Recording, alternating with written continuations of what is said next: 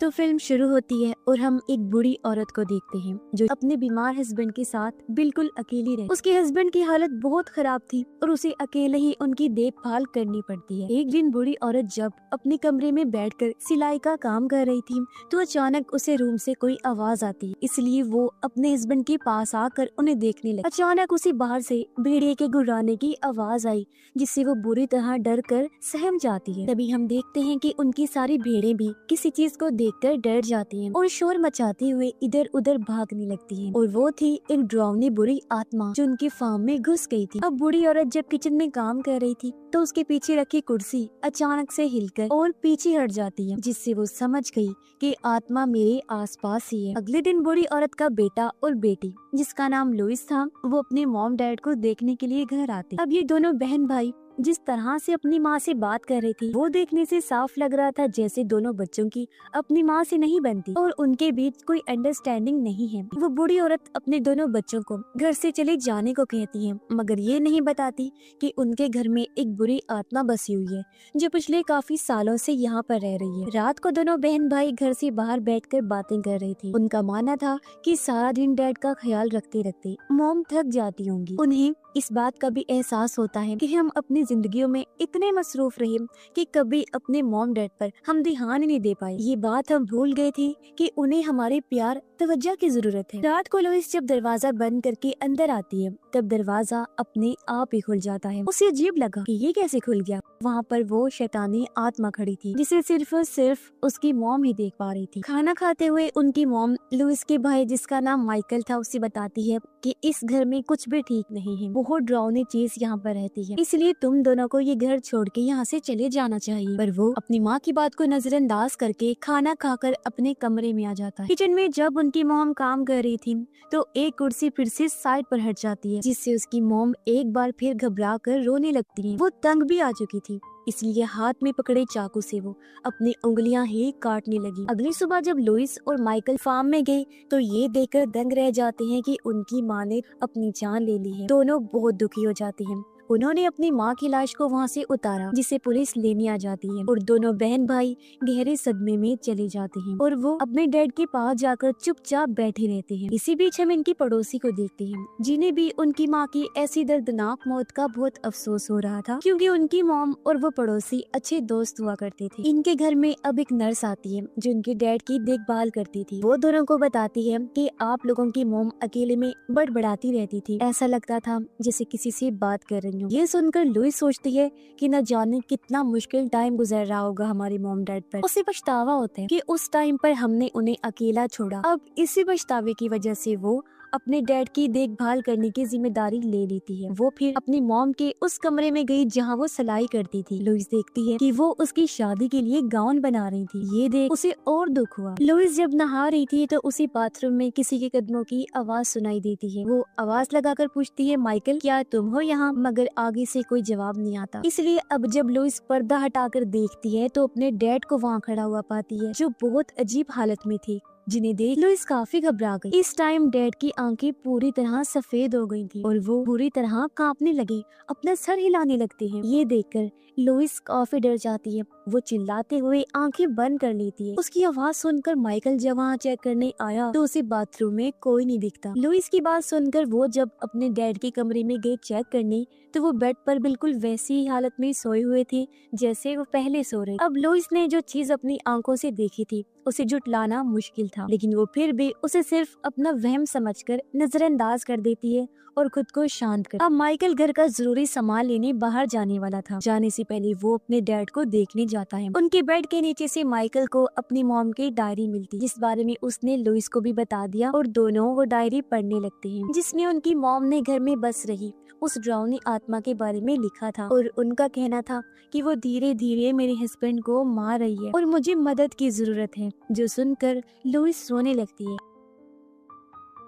अब डायरी में जो जो चीजें लिखी हुई थी उन चीजों को दोनों बहन भाई घर में होने वाले हादसों के साथ मिलाने लगते, और दोनों को किसी भी तरह से ये समझ नहीं आ रही थी कि आखिर उनकी मॉम ने अचानक से खुद की जान क्यों ली। इसकी वजह ढूंढने के लिए वो फिर से डायरी को पढ़ने लगती, जहाँ उनकी मॉम ने लिखा था कि मुझे उस आत्मा की आवाज सुनाई देती है और मैं उसकी मौजूदगी को महसूस भी कर सकती हूँ। वो ना सिर्फ मेरे हस्बैंड को बल्कि मुझे भी मारना चाहती है। अभी लोग उस डॉक्टर के पास गए जो इनकी मॉम की लाश को मेडिकली चेक कर रहा था। वो इन्हें एक क्रॉस देते हुए कहता है कि मुझे ये आपकी मॉम की जेब से मिला है, जो सुनकर दोनों बहन भाई को काफी अजीब लगा क्योंकि उनकी मॉम कभी भी इतनी रिलीजियस मजहबी नहीं थी। इसके बाद दोनों बहन भाई घर आ जाते हैं, मगर उनकी बेचैनी बढ़ती ही जा रही थी। रात को लुइस जब अपने डैड की देखभाल कर रही थी तो अचानक डैड खांसने लगते हैं। तभी उनके मुंह से एक मकड़ी निकल कर आती है। घबराते हुए लुइस उसे पकड़ने की कोशिश करती है, मगर तभी यहाँ माइकल आ गया। वो पूछता है सब ठीक तो है। तब लुइस इस बात को छुपाते हुए कहती है कि हाँ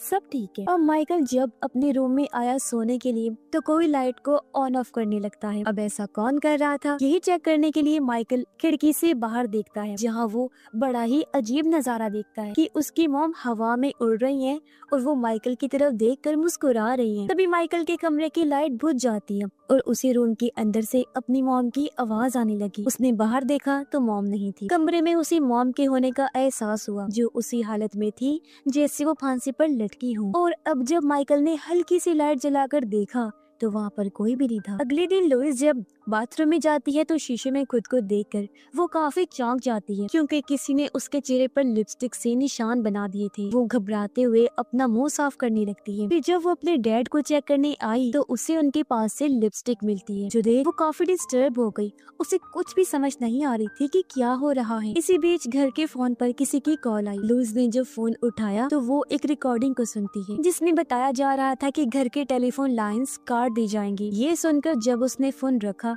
तो एक और कॉल आती है। इस बार जब लुइस ने कॉल उठाई तो मॉम की आवाज सुनती है जो उन्हें इस घर को छोड़ जाने का कहती है। माइकल जब वापस आया तो वो घर के बाहर चर्च के फादर को देखता है जो लुइस और माइकल के बारे में पहले से ही जानती थी। वो उन दोनों को बताते हैं कि तुम्हारी मॉम अक्सर मुझसे मिलने आया करती थी, जिस वजह से ही मैं तुम लोगों को जानता हूँ। वो उन्हें अपना नंबर देते हुए ये कहते हैं कि अगर किसी मदद की जरूरत हो तो मुझसे राब्ता कर लेना। पर ये सुनकर दोनों को लगता है कि शायद उस शैतानी आत्मा से जुड़ी हुई बातें फादर ने ही मॉम के दिमाग में डाली हो, इसलिए माइकल उन्हें घर से जाने को कहता है। उनके जाने के बाद माइकल अपनी वाइफ और बच्चों को कॉल करके कहता है कि मैं तुम्हें बहुत याद कर रहा हूँ और तुम्हारे पास आना चाहता हूँ। अब लुइस जब फार्म में जाकर अपनी मॉम की डायरी पढ़ती है तो उसे कांच टूटने की आवाज आती है। लुइस को लगा कि शायद माइकल ने कुछ तोड़ दिया है। उसने जब मुड़कर देखा तो वहाँ पर कोई भी नहीं था, लेकिन इसी बीच हम उसके पीछे दीवार पर शैतानी परछाई को नोटिस कर पाते हैं। अब लुइस को भी लगने लगता है जैसी मॉम की आत्मा वाली बात ठीक है। इस बारे में वो माइकल को कहती है। तब उसका भी यही कहना था कि अब मुझे भी इस बात पर यकीन होने लगा है, और वो लुइस को उस रात के बारे में बताने लगता है जब उसने अपनी मॉम को हवा में उड़ते हुए देखा था। कुछ देर बाद जब दोनों घर के अंदर आ गई तो उन्हें बाहर किसी की मौजूदगी का एहसास हुआ, जिसके साथ ही उन्हें कोई चीज खुरचने की आवाज भी आती है। उन्होंने जब बाहर देखा तो वहाँ चर्च के फादर थे, मगर इस बार उनकी आंखें पूरी तरह सफेद हो गई थी। इसे दोनों समझ जाते हैं कि ये फादर नहीं बल्कि आत्मा है जिसने फादर का रूप लिया हुआ है, क्योंकि वो किसी का भी रूप ले सकती है। अब इनका पड़ोसी लुइस और माइकल की मदद करने के लिए कॉल करता है। लुइस ने कॉल उठाई तो थी मगर वो बंद हो गई। पर तभी हम देखते हैं कि वो आत्मा अब पड़ोसी पर हमला करने वाली है, क्योंकि वो इनकी मदद जो करना चाहता था। आत्मा लुइस के रूप में पड़ोसी के घर आ जाती है और उसके सामने वो अपने जिस्म पर और चेहरे पर कट्स लगाने लगती है चाकू से। उसे देखते ही पड़ोसी भी समझ गया कि ये असली लुइस नहीं है। अब आत्मा पड़ोसी के पास आकर कान में कुछ कहने लगती है, जिसके अगले ही पल पड़ोसी शूट करके अपनी जान ले लेता है। यानी इस तरह ये आत्मा किसी भी इंसान को अपने वश में करके अपनी जान लेने पर मजबूर करती है, जैसे पहले उसने उनकी मॉम के साथ किया और अब पड़ोसी के साथ भी।